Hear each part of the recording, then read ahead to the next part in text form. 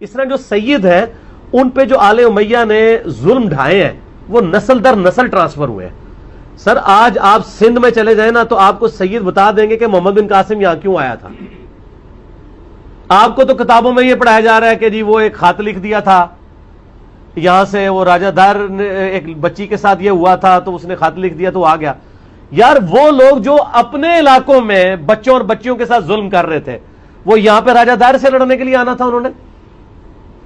تو آپ کو سندھی لوگ بتائیں گے وہاں پہ رہنے والے سید, ان کو عملی تواتر سے یہ پتہ ہے اور ہماری تاریخی کتابوں میں موجود ہے.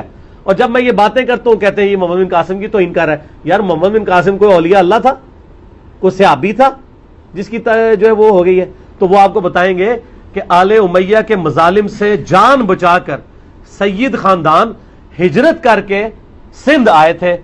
یہاں پہ راجہ دار نے ان کو پناہ دی ہوئی تھی, ان پہ ظلم ہوتے تھے, تو وہ اس چکر میں یہاں آیا تھا, پھر وہ رحمت اللہ علیہ بن گیا.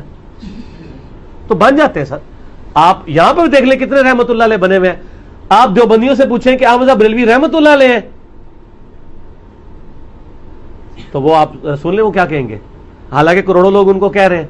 آپ بریلویوں سے پوچھ لیں کہ اشرف علی تھانوی رحمت اللہ علیہ ہیں تو بریلوی ماشاءاللہ جو ان کی کریں گے وہ آپ سن لیجئے گا, حالانکہ کروڑوں لوگ ان کو رحمت اللہ علیہ کہہ رہے ہیں. تو رحمت اللہ علیہ اسی طرح ہی بن جاتے ہوتے ہیں.